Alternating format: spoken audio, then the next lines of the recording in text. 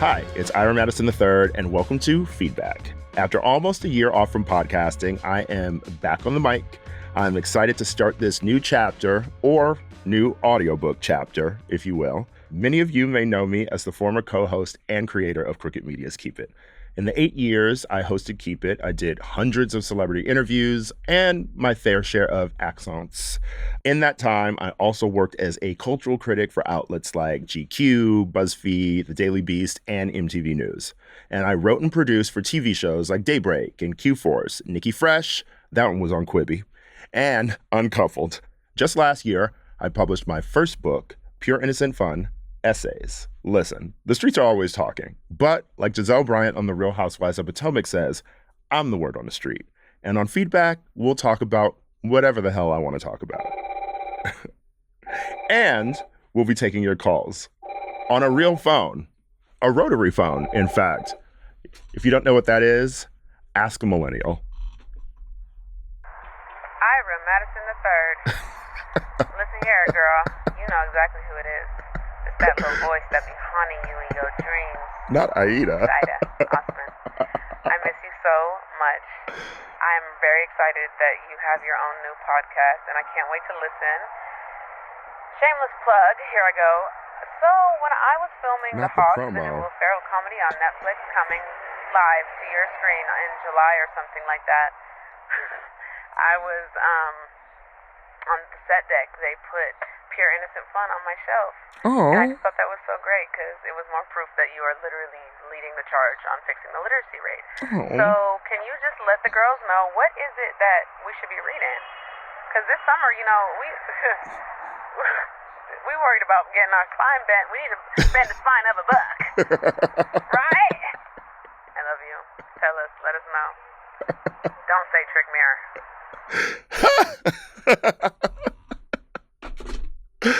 Aida girl, thank you so much for calling. I miss you too. And I'm so glad you asked this question because books are one of my favorite things to talk about and something I'll be talking about a lot on this show. So this is actually the perfect first call.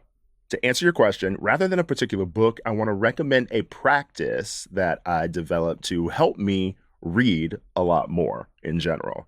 Take a deep dive into an author that you love. This is something I talked about recently with my friend and writer, JP Brammer, who just wrote a really interesting Substack post about reading and how he changed his attention to focus on reading. He said that if a book or an author kindled my curiosity even slightly, I acquiesced. I would buy a copy on Thrift Books, open it right when it arrived, and not so much read the book as play with it. I was a hummingbird zipping flower to flower. I had to cooperate with the zigzag, the frantic little heartbeat. It felt manic and diffuse. Now, like a hiker pausing to look down behind him, it looks like a very obvious path. I want to stress how crucial it was for me to work with an appetite. A little human curiosity can move mountains. For me, what really started my journey of reading so many books, last year I think I read about 28 books, and right now I've surpassed that this year so far. It's because I just sort of buy books all the time. It's not good for my bank account, but I am always in the bookstore. I am always online. I am always buying a book as soon as a friend mentions it, as soon as I see an article about it, as soon as I see a review, as soon as I see someone just sort of mention online a book or an author that sounds interesting to me. I follow a lot of authors online too, and whenever I'm enjoying talking to them, I'm like, well, maybe I'll like their book too. And so I get a copy of it. Am I reading all these books immediately? Absolutely not. My shelf is full of books, and they're always looking out at me being like, Ira, when are you going to read me? But I am actually really into this new theory of mine that books are sort of like linked to astrology. Astrology is supposed to be a roadmap, you know? It's supposed to give you ways to sort of conquer your life and ways to think about the different relationships that you have. And I think that books sort of do the exact same thing.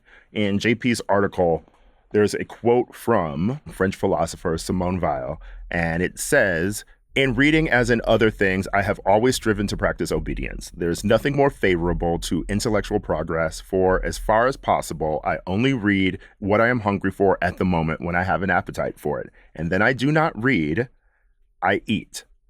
I love that quote. I think it's why we all have shelves of books that we haven't read yet, because I love scanning the shelf when I'm ready for a new book and I grab what I actually need. Maybe this is because I have severe ADD, but I love opening up a nonfiction book and reading a bit of it in the morning. I love grabbing a short story collection and maybe reading a couple of those stories and then coming back to it later because I really want to jump into this novel now. And I really feel like I've been able to conquer reading this year by 2 through lines. 1, consume an entire author's body of work.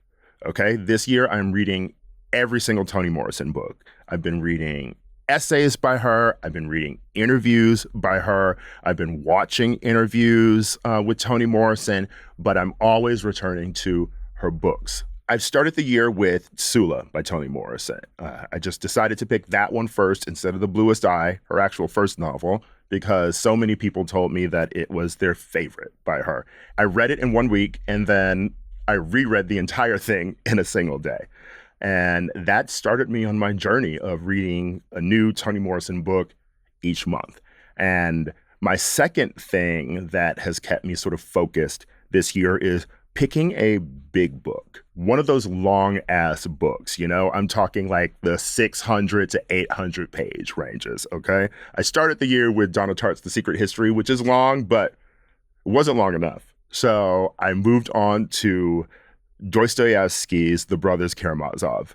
And this book is one that I am taking the entire year to read. I'm slowly reading it. I'm reading maybe about a chapter a week. I'm really just sort of like taking my time, dipping in and out of it. It's a book that I keep at home. I don't take it out with me.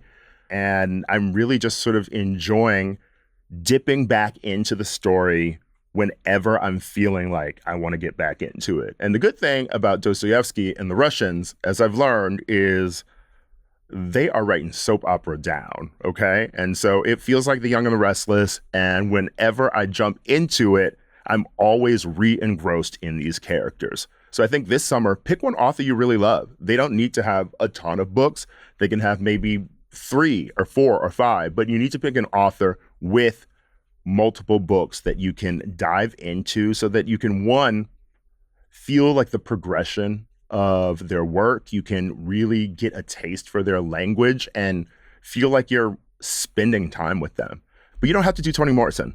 You can pick any other author. 2 that I would suggest are Percival Everett.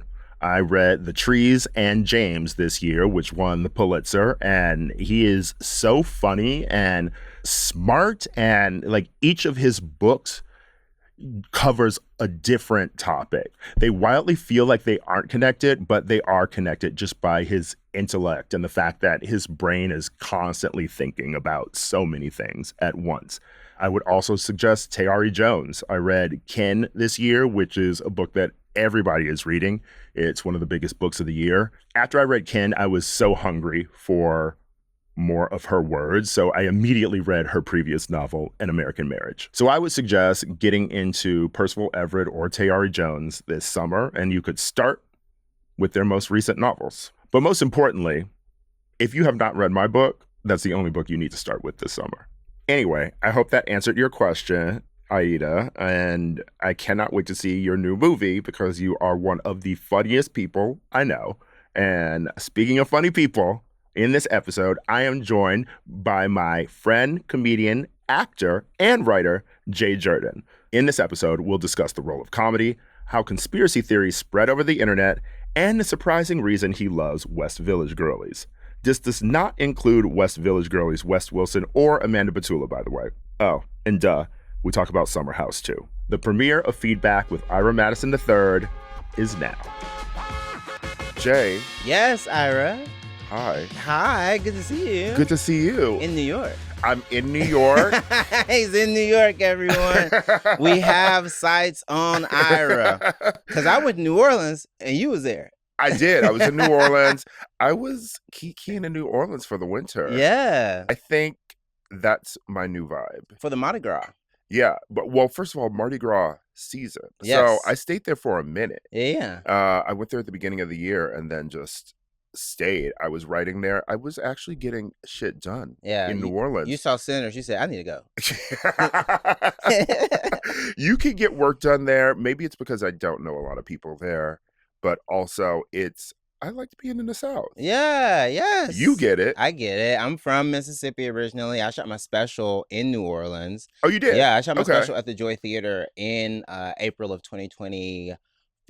So, yeah, so you've been in New Orleans a lot. Yeah, I've been in New Orleans a lot. I go there every year. I do Sports Drink, an amazing comedy club. You can pack it out. It's really fun. And they're building like a new room. But I love New Orleans specifically because it's not just Southern. It's Southern. It's queer as fuck. It's black as fuck. It's like, it's also like witchy as fuck. It's like all this, it's just fun kind of basically gumbo of all these things. Yeah, I had some readings, some tarot card readings. I ran into people who were just very witchy in general, and they will tell you about it. Yeah, you don't cross people in New Orleans because they'll be like, okay, I got some. They'll start collecting some bones. You go, no, stop. Don't put it on me. Yeah, but I'm back in New York. Yes. At a new podcast. Mm-hmm. You did my old one. Yes. Multiple times. Yeah, but now I'm in the studio. Yes. Wait, you did it after I left too. I did it. Maybe that happened. Perhaps. What was that like? You stepped into my footsteps. Yeah, big shoes to fill. Just a size 12 and a half. Size 12 and a half. You know, just a women's 14. I'm being honest about this too because I feel like I used to have a size 13. Mm-hmm. I feel like I grew up with a size 13. You know, your mama would always push in the thumb. Yeah. And at some point, I don't know whether shoes are different sizes across brands. You know what it was? You saw yourself in some Chucks. You said, my feet ain't that big. You said, wait a second. Chucks are... Yeah. Chucks are hard. Once you get to 11 in a pair of Chuck Taylors, you look ridiculous. Yeah, that's also why they don't make... sometimes. They don't make the... Comme des Garçons ones, like even above size 11. Well, no, because you would look silly. Yeah. The heart would be this big. Like you. So now I am more comfortable with less room in my shoes. I realize I've just been running around with room in my shoes. Yes. Telling people I'm a size 13. Maybe. On the apps. On the apps. Size 13 is listed on Stiffies. Okay, yeah, so tell me about Keep It. Oh, it was fun. You know, it was fun. We actually talked. We talked about one battle after another, and I said it truly was, and this is like not biased. I said the movie was definitely a love letter to his biracial wife and their children. Yes. And so when some people are like, it's good, it's bad. I didn't say it was good or bad. I just said it 100% very clearly is about mixed folks in a way that, like, when some people didn't know that, I was like, bro, what do you think it's about? Because that's all it's about. Well, I think that everyone focused on Tiana Taylor's character. Obviously, you know, she's a Jezebel. Yeah. She's a hussy. Perfidia. You know, ask Donald Bogle about her. I think the hard part is that there was also just like, pun unintended, there was a race to get the right take about that movie. Mm-hmm. And part of my enjoyment of the film was like, there were so many funny, silly moments. I was like, okay, well, I know that some of this is so intentionally and obviously comedic that I don't have to be like, oh, this movie is going to change. This is going to change race relations in America. That was not what I think. Well, I don't think that was Paul Thomas Anderson's intent, for one. Exactly. You also, I would never expect him to be able to do that. Wait, you telling me the man who made the Big Dick movie, he can't fix America? I also think that it was on his part even an act of forgiving himself for his past. Ooh, okay. Well, I mean, so think about the fact that Leonardo DiCaprio is a shitty father, you know, and like sort of a mess of a human. Okay. And I think about, you know, maybe he's had issues in his relationship with Maya. Maybe he feels bad about how he's raised his own daughter. And think about his past relationships. During Fiona Apple's Fetch the Bolt Cutters press cycle, she gave an interview where, remember when she talked about Louis C.K.? Yes. She also As a comedian, yes. Yes. Remember, she also talked about Paul Thomas Anderson. I believe that is where she revealed that she never did cocaine again after spending a night in like the private movie theater of Tarantino's with Tarantino and PTA coked out of their minds. After that, she was like, I'm never doing that shit again. Well, because but could you imagine? Okay, could you imagine the energy that you see from Quentin Tarantino on the red carpet? What if that was like in your face and on coke? You'd probably be like, you know what? Well, he's on coke on the red carpet, I'm sure. I don't know that. But there's copious amounts in private. Yeah. You're not doing a bump before you hit the carpet in the Uber. You are, here's another line. Girl, she was probably terrified. It was like, ready or not. She said, fetch my things. She said, fetch the keys out of here. So if you think about PTA, especially he's older now. Yeah. You know, I think a lot of our most famous directors now who are men, we're getting reflections on their past and reflection on aging. You have Scorsese has been doing that with his films. He did that with Killers of the Flower Moon. You have my favorite, Pedro Almodovar, Pain and Glory, The Room Next Door. These are all films about dying or recovery. Ooh. Oh, you know, I'm going to say this. Have you ever considered writing about media? Maybe I should consider writing about it and having a cultural podcast about it. Maybe. When you talked about the rush to have an opinion about it, right? I feel like that is why I did that interview with them where I said cultural criticism is dead. Ooh. Obviously, I was trolling in the way that Charlie XCX is like the dance floor is dead. She said that from the dance floor. Okay. Yeah. If you don't get the humor baked into the take, sometimes you should not be able to react to the very informed and cheeky and wink that is the actual original take. Like, it's so funny when people go, what? How could she say this? And you go, and then you're just listing all these Black people who have obviously created house music and influenced house music and great artists like, you know, Rochelle Jordan, for one. I fucking love her. But I did think that we didn't need to react so extra to this. One, it's not like Charlie was locking up the dance floor. Yeah, she didn't. She didn't close basement. Yeah, she didn't take the synthesizers away from y'all. She didn't say, unplug this shit. And specifically, she's like, the dance floor is dead. We're making a rock album. Yeah. She's talking about her last era. Yeah. And if you know Charlie XCX, every time a new era comes out, she hates the last one. When she was doing Brat, she changed. All she did was drag. She changed Crash. every cover art. She disliked Crash and she said, "I hate and that Pop era 2 so much." She said, "Take the images down." She Right. said everything's gonna be in the Brat font. Everything's gonna get its own like color palette.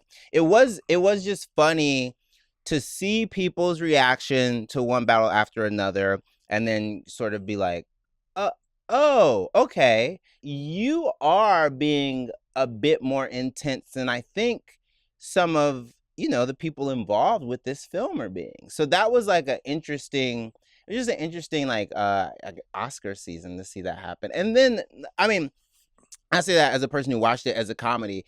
Whenever, and because I have comedian brain, I go, "Oh, this is funny," and some people are like, "It's not funny." I was like, "Well, it's kind of funny." If you cannot find Tiana Taylor rolling up on Sean Penn with a hard on and making his ass get up and walk with the hard on, like, it's funny. Or them trying to have sex when the bomb's about to go off. Like, that's funny.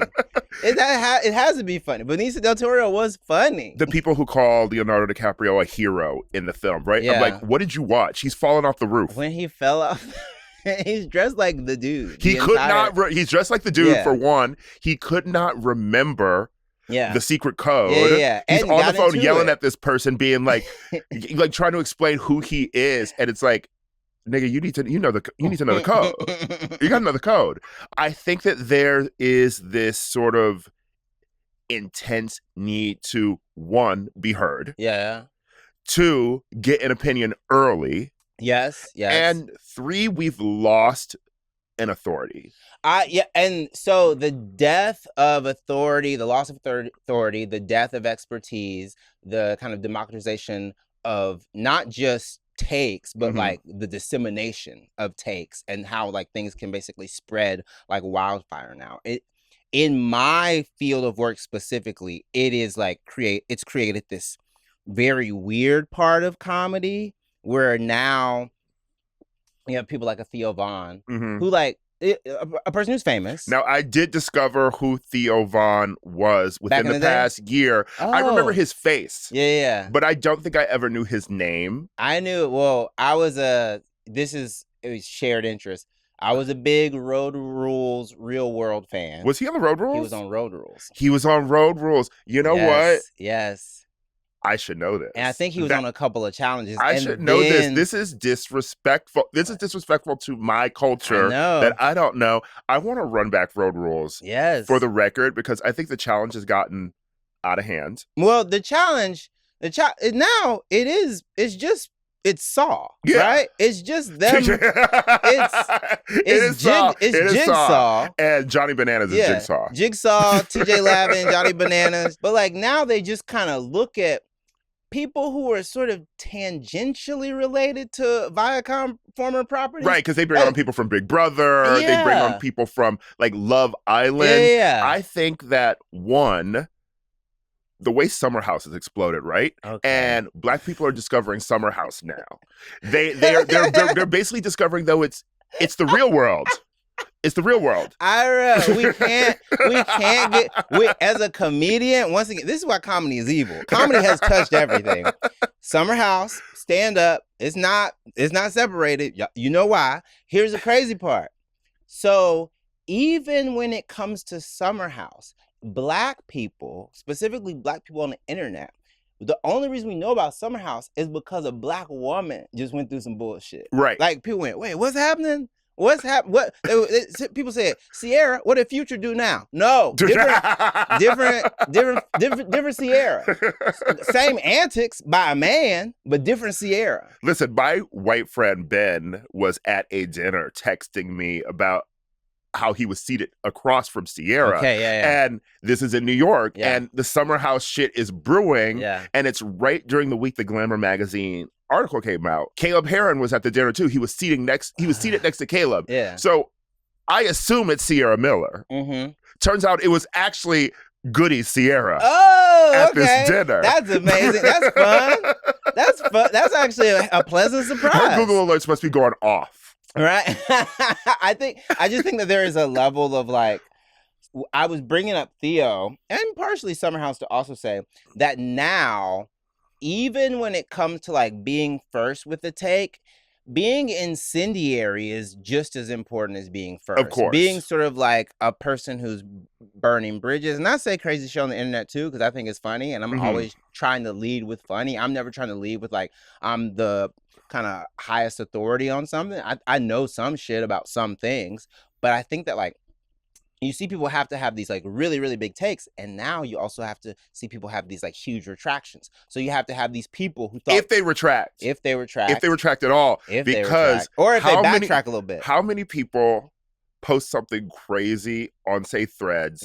It's completely wrong. They don't delete it. And then they love to have a reply where they say, well, I'm going to leave it up so people can see, you know, the process of like figuring out that was wrong. And then I'm like, what the fuck are you saying? Delete it.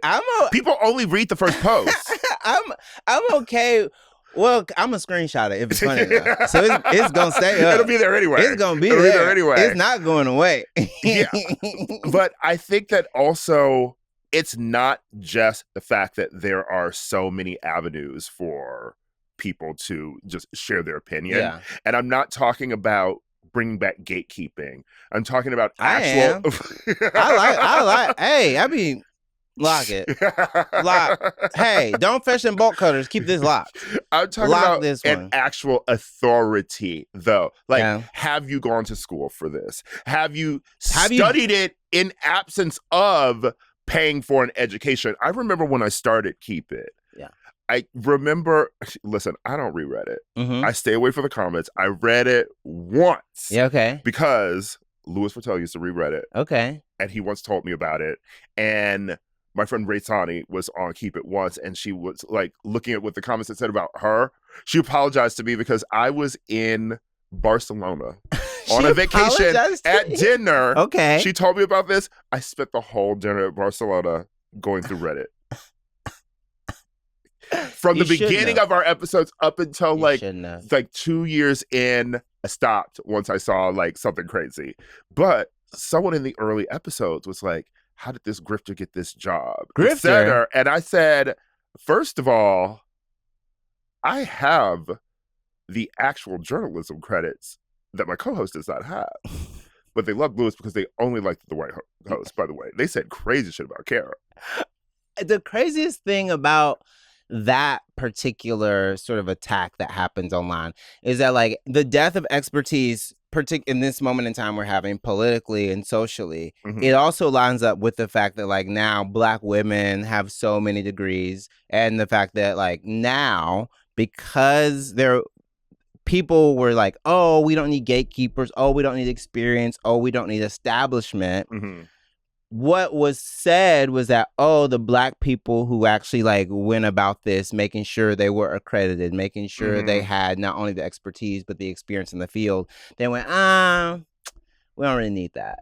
And so there's a very easy to point out sort of trend and this movement that occurred over the past 10 years, per se, 2016, all the way up until 2026, where they'd go, oh, Ira, I don't need a journalism degree to do what you do. And you go, but if I didn't have it, you would say I needed it. It's exactly. It's like when people kind of don't think that like you have to be, you know, not too my own horn, but I'm fairly accomplished when it comes to stand-up, and I've been doing stand-up since 2017. But people will be like, oh, that doesn't mean anything now. And you go, wait. Yes, it does. It has to. Means wait a second. Everything. It has to. If not, what do you want it to mean? No, go, oh, well, like this white boy who did kill Tony, I think he's actually, and you'll go, oh, you just don't like Black and brown people and other marginalized groups like being able to have some authority that they can speak to things. Like it's very obvious. If you go back to when I started my career,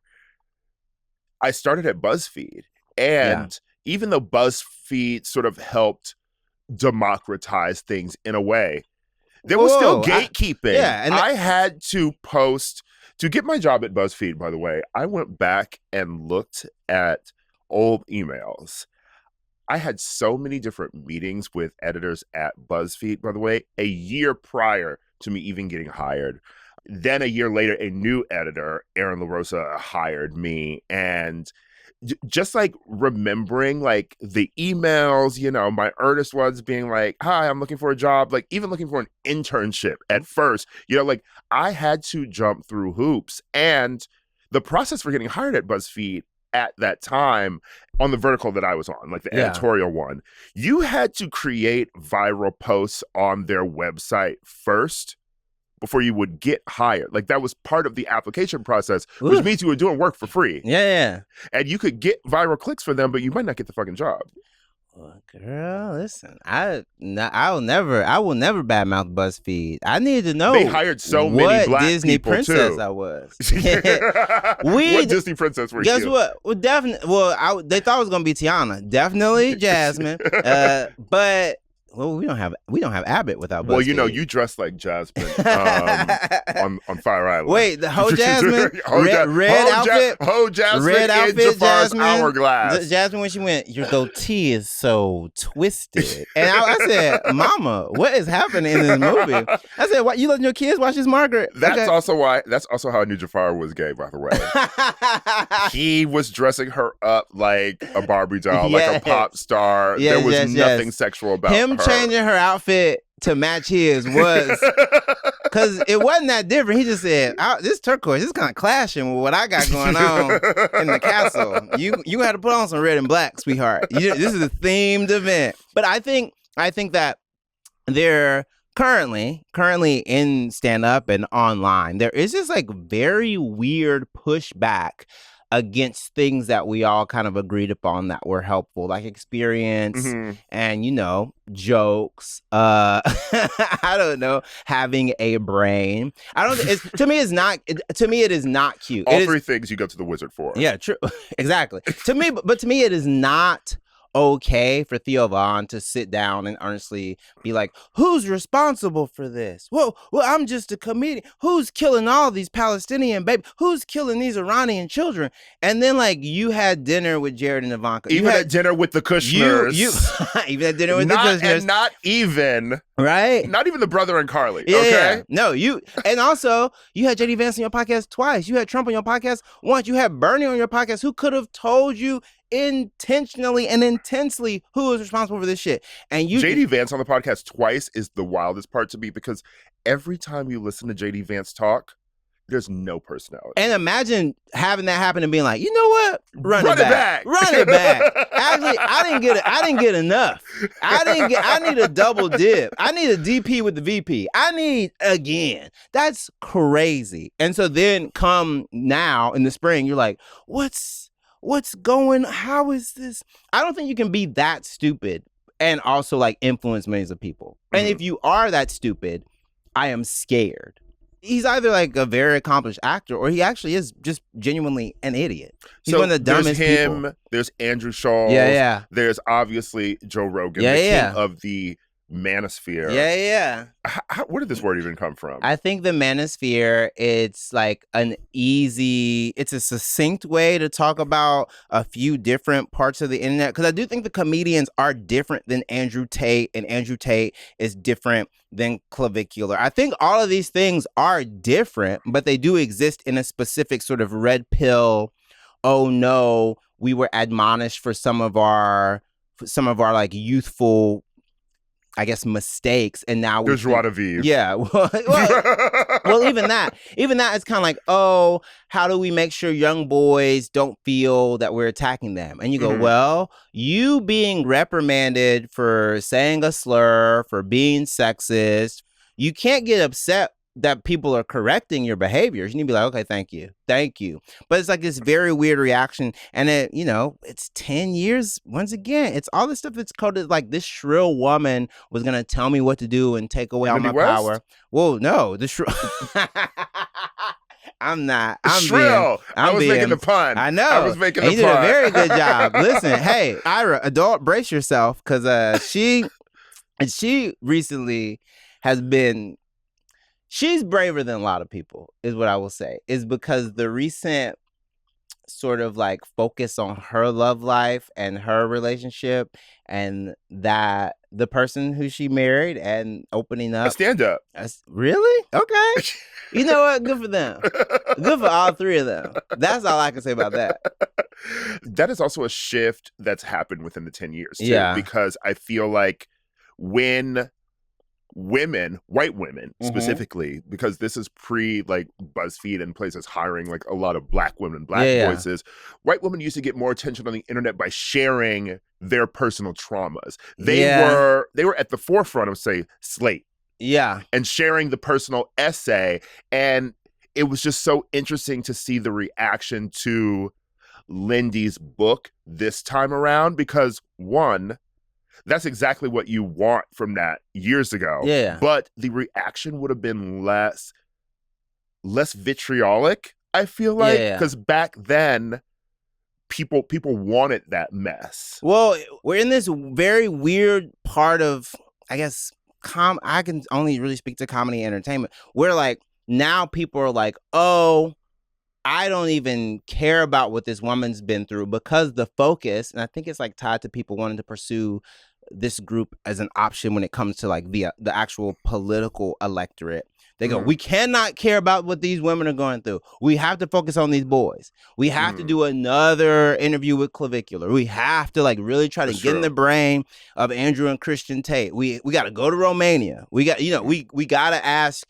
We got to ask, oh, why don't we have a Joe Rogan on the left? Instead of being like, oh, well, some of these people are stupid. With Lindy is actually anger coming from other women because they're mad that she is defending her husband. Oh, yeah. So whereas the focus is, one, we have to protect these men, from the side of women, it is actually, why are you protecting this man? And I think that what happens too with a lot of these essays that happen now, it's sort of taken on this Reddit I am the asshole response approach, where people are mad if you have not, people are mad if you haven't reached the right conclusions when you share your story. For them. Right, she hasn't reached the conclusion that I need to leave this, polyamorous relationship, and so they're mad at her. Which, once again, in Seattle, that ain't what she's describing in Seattle is not crazy, right? I mean, I just read this essay someone wrote about being mad that they found their best friend's GOP medication in the fridge because they went through like an eating disorder, and people were dragging her. And I'm like, well, you should let people figure out if they're wrong through the process of writing. I mean, like, writing is discovery. Yeah. It's also like the prescriptive method for everything on the internet. Is that for real? Yeah. It's for you. Who is this? Hello? So my question is, in a world and a society that is so fast and so connected through the internet and so information-based, where what someone says can take on so many different shapes and forms because of this medium that is the internet, what level of accountability do we, as the community members, the villagers, the populace, hold these comedians? Because I think sometimes the role of these individuals is not to be restricted. It's not to be held in any sort of high regard, because that's the point in a paradoxical way. The point is for them to throw the grenade in the room and run away laughing. And everyone in the room doesn't know if the grenade is filled with shrapnel or just some perfume. Wow. Thank you. Listen, on feedback for a good time, call during the interview. Yes. I mean, my argument would be that the grenade should be full of laughs, first and foremost. I think the ability to harm a large group of people because you have an elevated and an amplified voice is something that right now we're still really trying to like articulate for certain comedians.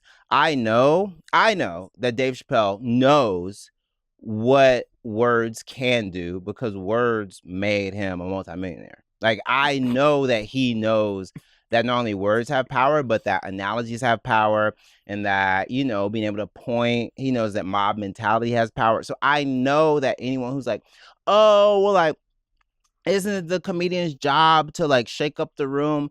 If the room is already shook up in regards to gender identity and expression, a cisgender multimillionaire man shaking it up ain't gonna make it better. It's gonna make it hostile. It's gonna make it a little rougher, not just for trans women, for any woman over 5'8". That's what happens. That's truly what happens. You gotta be Betty Boop, otherwise you will get transvestigated. You understand? Like, it's not, and this is a very particular odd strain of bigotry in the way that it like also mutates, because the first thing that people say about any tall black woman is something transphobic. It's like it, and that's been the case since the 2000s, since the 90s. Growing up, they would say that about women. Like, this is before I knew what trans women were. You didn't even know you were experiencing people kind of enact transphobia, but you knew, hey, what? That's not correct. So you talk about back to Sierra, if we actually want to talk about it. Like, so there is a level of like, no, because the specific harm that befalls black women who don't fall into the category of like tiny, thin whiteness. So like, whenever people kind of go, oh, isn't a comedian's job to like, mess up social norms and kind of like make us question social mores. The social mores that are already established regarding the gender identity and expression, the trans people are actually the ones shaking it up. It's just not gonna be a cisgender. It's not gonna be a non-trans multimillionaire comedian who figures it out, who unties that knot. It's not. And you wanna know why it's not gonna be them? Because if it was them, Eddie would have done it in the 80s when he picked that lady up. You know what I'm saying? Like, do you understand? It would have been handled, and it hasn't been handled, and it keeps being muddied, and like they keep time. And now even like I think that like his interview when he was talking about like he didn't want I think it was Congresswoman Lauren Boebert to like post that picture of him. You have to know who you're permitting into your fan base, especially if they have nefarious intentions. I'm a comedian. I know specifically why my jokes work, and I know specifically where I want people to laugh in my set. It is hyper intentional. If I'm going up 5 times in a weekend, I know exactly where I want these people to laugh. If these people are laughing at the premise, at the idea of someone being trans, I have failed. I think that sometimes Chapelle in particular is a bit disingenuous with the sort of reflecting he's doing now and some of like the calls for like, I guess, for people not to weaponize and politicize some of his jokes. I don't know. He may like, I mean, it's a little late for one. Not only is it late, I think it's just dishonest because there's an entire section of one of the specials where he talks about meeting Jim Carrey when Jim Carrey was doing Man on the Moon and he was being semi-method when it came to being Andy Kaufman. And he just said that's how he feels about trans people. And you go, oh, that they're not. You don't think Jim Carrey is Andy Kaufman, and you don't think trans women are women. That's the analogy you made. No one even put those words. You said that. That's your cultural analysis. Yeah. Because no one is talking. You're the first person, I feel like maybe the first person in the world to compare being a trans woman to Jim Carrey performing as Andy Kaufman in Man on the Moon. Yeah. Like that's actual cultural analysis. And you personalized it. You said you wanted to meet Jim Carrey, but you had to meet Jim Carrey pretending to be Andy Kaufman instead. So it is a hard thing for me to believe that what he's kind of talking about and doing now is anything other than sort of like damage control and a bit of like hopefully trying to like sanitize what's left of his legacy. I think as a Black millennial, as a person who does stand-up comedy, as a person who was fundamentally changed by the Chapelle Show and by his first and second special, I think there's a little bit of hurt, but I think there's also, and this is my opinion, I think he's also, once again, seeing those kind of evil, bigoted laughs that made him leave in the first place. Right, he fled to Africa. Yeah, he's hearing people who are not going to have the kindest things to say about a Black Muslim man in Ohio. He's hearing those laughs. He's seeing those hats at his show. He's seeing those people in Congress take pictures and post those pictures on the internet and say, we agree on everything. We agree about gender identity and expression. He's seeing those things and going, wait a second, I was just goofing. But for these people, it's not. For all of these people, including the extremely conservative, bigoted people and the trans women who have to experience this, and specifically trans women, because I don't even know if Dave Chappelle knows trans men exist. Specifically, I don't know. Specifically, these trans women who have to experience a more hostile environment. It's a 1-to-1. You 100% made it harder for a trans woman to want to do stand-up right now. If someone comes up to me and goes, oh, Jay, stand-up's kind of transphobic, it's kind of homophobic, it's pretty racist right now. There was a time 5 years ago I would have said, no, parts, but no. Now if someone says that to me, if a new comic says that to me, I have to be like, you're right. Yeah. You can still do it, but you're right. I can show you places where that will be less the case, but you are right. You look at the Chapelle Show, too, which was such an education for me, I feel like, right? as a writer, as a comedy writer, a Black comedy writer, wanting to tell jokes about being Black in America, wanting to tell jokes about race, interactions between Black and white people. I mean, we always think of, like the blind KKK member. Exactly. Like the show was so smart. And so now to have this reaction, it's like, are you stupid or are you dumb? Yeah. Yeah. Well, hey, even more. Because you ran away from the Chapelle Show. Yeah. years ago, how do you repeat the exact same thing? I mean, pick a rapper he likes. If you want to use Nas, okay, is it Uchiwali or is it One Mic? Which one is it? That's genuinely sometimes my question. And like, as a person who's had to interact with Dave, as a person who is friends with people who are very close with him, it is unsettling to sort of see everyone sort of evade the question of like why he needed to untangle this knot. That's some people's argument is he goes, oh, he wanted to untangle this knot.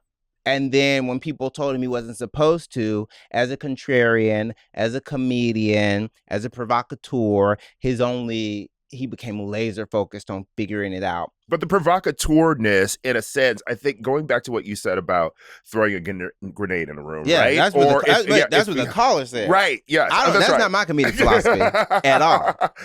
About how you said that there should be laughs in the grenade, and about how if you're going to go and shake up a room that's already shook up, the room is shook up. It reminds me of people like in a group setting who maybe make like a joke about somebody else, or like one of their friends, or like a pile-on, and the joke is kind of mean, it's not necessarily funny.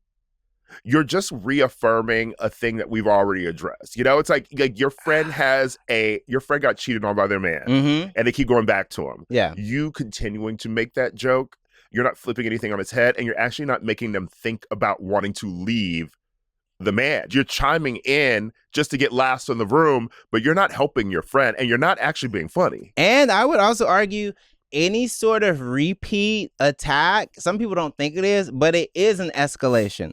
Only because what is escalated is the number of times that you've been poked and the way that this now has to be course corrected. If you make one less than great joke about trans people one time and a trans person says, hey, love the set, I didn't love this shit. Even if they're not your peer, I think that sometimes Dave Chapelle is peerless when it comes to his influence on current stand-up comedy. So it is going to be hard to find someone who goes, hey, OG, I got to tell you something. There is a thing that happens when you go back and do it again and people go, oh, well, you heard the notes. So now I know you want to do this. And that's fine, but just say that's what you want to do. You know, I think there's a bit of like Arrested Development, because like if you're told you're a genius, then like everything you do after that, a genius did it. So then if it falls off, are you no longer a genius, or was this something that just wasn't as great? Listen to Kanye's new album. I mean, it's all that's also connected, because the sanitization of Kanye by stand-up comedians also has to do with the sanitization of like Nazified language and people who are okay with people being like lowercase Nazis. It has to do with the idea that there's a reclamation of slurs, whether they be race-based or whether they be like intellectually and disability-based. There's this idea that, oh, we can take some of this stuff back. And the hard part for people to understand is that everyone has been watching comedy for so long, and then people started doing comedy to such a degree that now everyone's kind of funny. A lot of people are kind of funny. It is your job as a stand-up comedian professionally, as a professional stand-up comedian, to be funnier than them and to be better at stand-up than them. And that means sometimes your rules are harder. There's a reason that the NBA basketball hoop is 10 feet.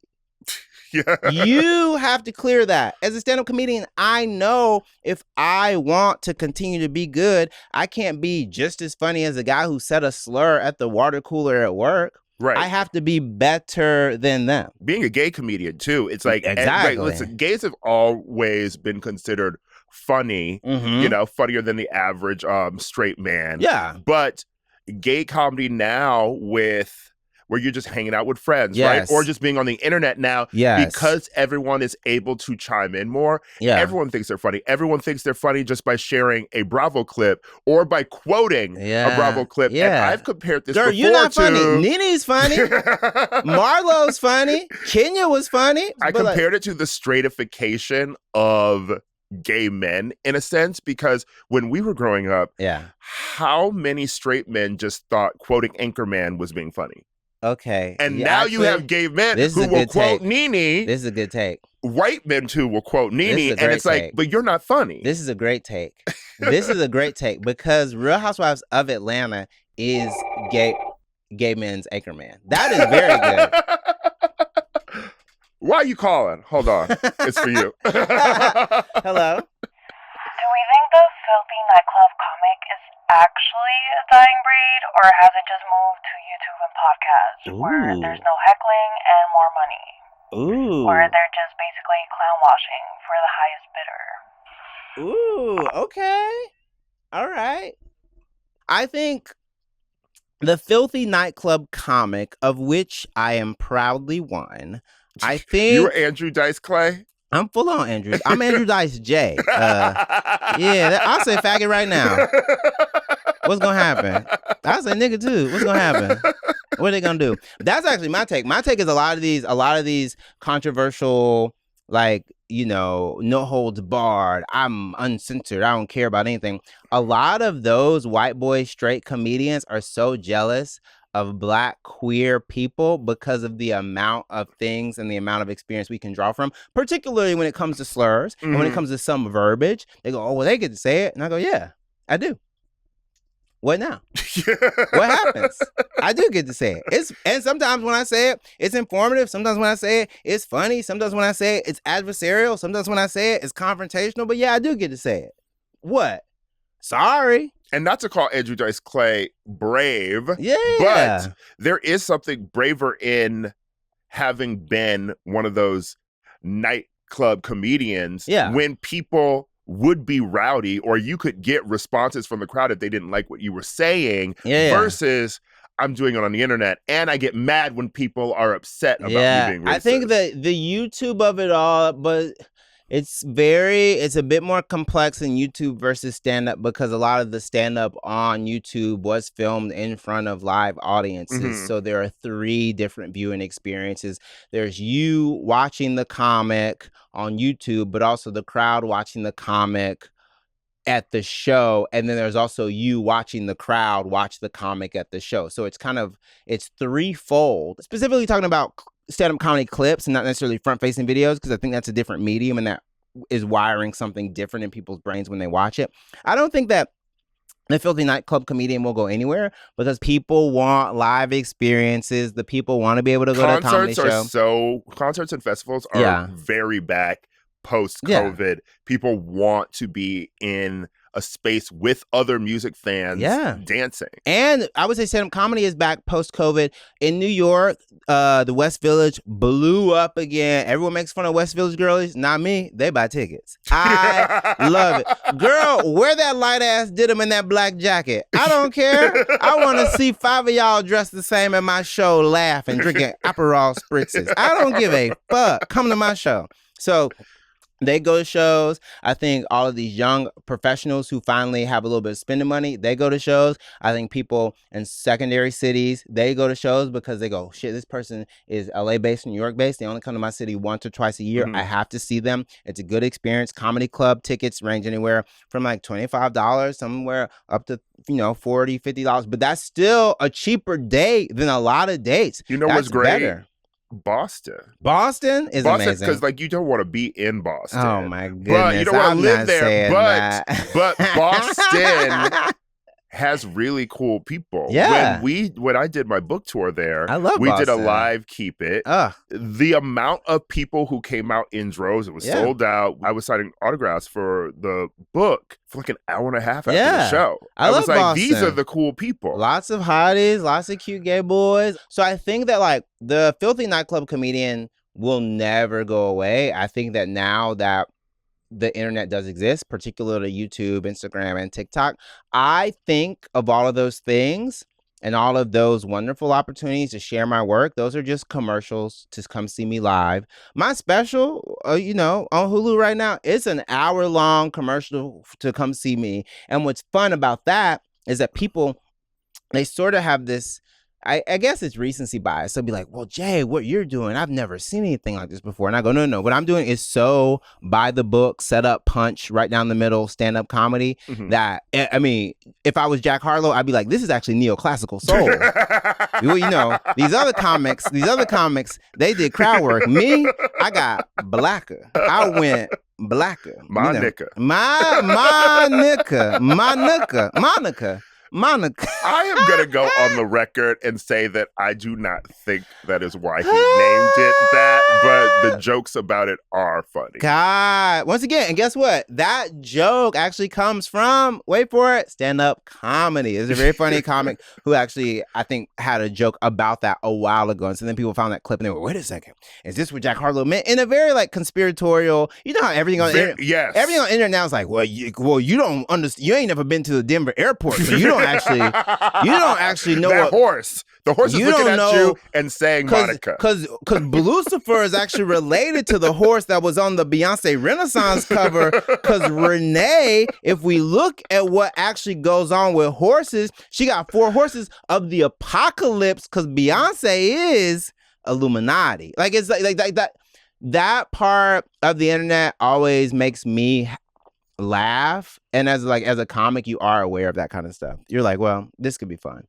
Well, that is sort of what I mean about everyone having a voice now, too, because you used to hear X-Files-y, you used to hear tinfoil hat shit on call-in radio. Yeah, maybe that's why we let people call on this show now. Yes. I want to bring the crazies out, but back on the phone where it's safe, okay? Yeah. The conspiracies now creep into the posts from people who should be smart on the internet because they seem smart. They're accomplished. They have pedigree. They have books out. They've written for legitimate outlets, but they will be the same people sitting online telling you Jack Harlow named his album Monica so he could say my nigga. Jack Harlow, I feel like, is very comfortable. I feel like he would say nigga if he wants to and probably has around Dave Chapelle. I don't think Jack Harlow wants to say nigga. I think Jack Harlow, I really think he was like, oh, I saw what Post Malone and Jelly Roll did. Yes. I have to like do something a little different. And he didn't know he wasn't supposed to dress up like Music Soul Child. He didn't know. And I'm giving him a little bit of that grace. I don't know how many black folks he grew up with, but like based on the way he acts, I know it was some. Right. Based on the amount of hand rubbing he does, I know it was some. It makes sense to want to be the person who doesn't run away from blackness. Yes. It's specifically why Beyonce had like a Post Malone and Miley on Cowboy Carter, because it was people who've been able to play in blackness and then go country white again. Yeah. So I get you don't want to be the person who's dragged for, so you just want to be white now. Like you were just using us, but he ran too far in the other direction and jumped out the window. He did. He jumped out the window. It was okay. Two points. Mm-hmm. First one, post bangers Miley, like, I think that if she would have said, oh, I didn't have to go that far, but I do enjoy working and collaborating with black people. Mm-hmm. I think what happens is whenever they have, every one of them has that weird interview where they go, oh, that's not me anymore. Right. And you go, no, it was you. You did enjoy it. You can be like, oh, we're moving a different sound right now. But like she goes a little too far sometimes too, because I feel like she's just always excited about participating. Yeah. Case in point, did you see her on RuPaul's Drag Race? Like whenever when the guests go and they make the puns. Yeah. Whenever Miley leans into talking gay, it's always, oh, the boots for the house down, honey, child. And I'm like, no, Miley. Well, no, Miley loves... Gay people love you. Yeah. And like you are so much a part of queer culture. It just feels so funny sometimes when you say it. Yeah, because part of my argument is like, you don't even have to try that hard because Hannah Montana was drag. Yeah. Like you don't have to, you're good. You're stamped. You can get in. You don't have to. Best of both worlds is better than half the lip syncs. Yeah. The climb, season. You don't have to. Look, you serve puss. We get it. we get it. But like, I think that she just needed to be like, oh, maybe I didn't have to imply that I was smoking a bunch of fat blunts with Juicy J. Right. Which she probably was. But she was. Yeah. That's the thing. Yeah. I want to ask you lastly, I want to circle back on Theo Von. Mm-hmm. I'm like still shocked. I think he's an idiot. I think I truly think he's one of the dumbest people walking. Do you think Andrew's an idiit? I think Andrew Schulz is smarter than Theo Von. I think Andrew Schulz is way smarter than Theo Von. I think Andrew Schulz knows what he's doing. I can tell by the way he dresses. Andrew is shrewd. Andrew, and once again, these are people... he actually reads GQ. because he can read words. But this is the thing. With Theo, it is so unsettling to see someone like basically have these crocodile tears every week.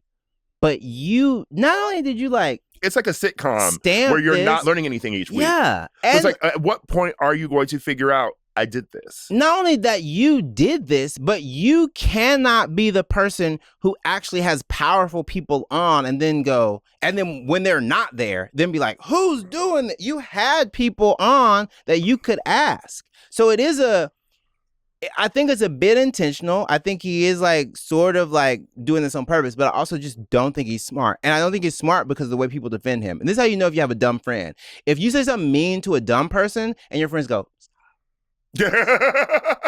he don't. There's a Young Thug interview where he talks about one of the people in YSL. He goes, no, you don't understand. Woody ain't like us. Woody take real medicine. That's how I feel about Theo Von. My mom taught special ed for 30 years. I'm always happy to see him again, but he was in that class. Like it's very clear to me. So we should stop giving stupid people podcasts. Well, and we should start giving very smart people. That's why I'm back. Thank you. And running it back to Road Rules. Yes. I want to run that show back. The reason I brought up Summer House was because Black people discovered Summer House and they realized this is just the real world. Yeah. Only they are in the city during the week, but they're stuck in the house. Like it's that, right? And I think the challenge is too out of control now. Yeah, the challenge is... I want to run back Road Rules where it's essentially Summer House. Mm-hmm. You stick people, not very smart people. Yeah. You know, because this is where we've gotten Johnny Bananas. This is where we got Theo Von. You know, we've gotten a lot of idiots from that wing of Viacom. Yeah. Weirdly, the smart people were all on Real World. Well, not weirdly. I mean, Trishelle was on there. Yeah, you know, but we've got a lot of evil Republican politicians who came from that show. Yeah. They're at least smart. But oh yeah, whoa, right. I forgot about the other one, transportation. Who is that? Sean Duffy. Sean Duffy. So, Road Rules, run back sticking hot dumb people on a road trip. Yeah. In a van. And they have to complete challenges along the way. It's an amazing race, but like they be fucking. That's what it is. Right. That's what it is. Yeah. I would, my argument. Make MTV great again. My argument, make MTV great again. Hey, listen, Larry Ellison is trying. Skydance Paramount merger, they trying. They are, the Landman is trying. No, I think we got to put Theo and Joe and Andrew, we got to put them on a bus and make them go around the country and not do stand-up. They have to build habitats for humanity. Okay. They have to like help at like a queer clinic. Extreme Makeover Manosphere edition. They gotta do like a We're Here. We're Here. Okay. They gotta help at like a gay clinic. They gotta volunteer. But that's like a threat. We're Here sounds like a threat. Yeah. I think they have to work. They have to work at mutual aid centers that help.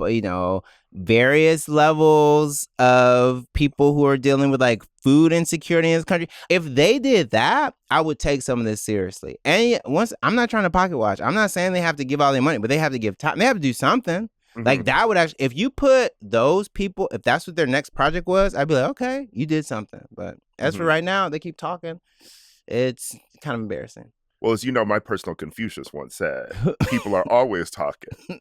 But what happens when the talk isn't cheap? And it is what it is. What I mean by this is Theo Von wouldn't want to be in her shoes right about now. You know I had to quote Tokyo Toni before this was over. The thing about Tokyo Toni is that she is so evil but so funny. You talk about people who are evil but funny. Tokyo Toni, I think she would fight her shadow if her shadow looked at her wrong. Jay, thank you for being on the new show. Thank you, Ira. In the studio. In the I have studio. a set again. I'm not at home. With the phone. Yeah. Did you like the phone? Give me some feedback. I love the phone. I love that it's a real phone. Listen, it's going to be, you're going to have some Gen Z guests. They ain't going to know what this is.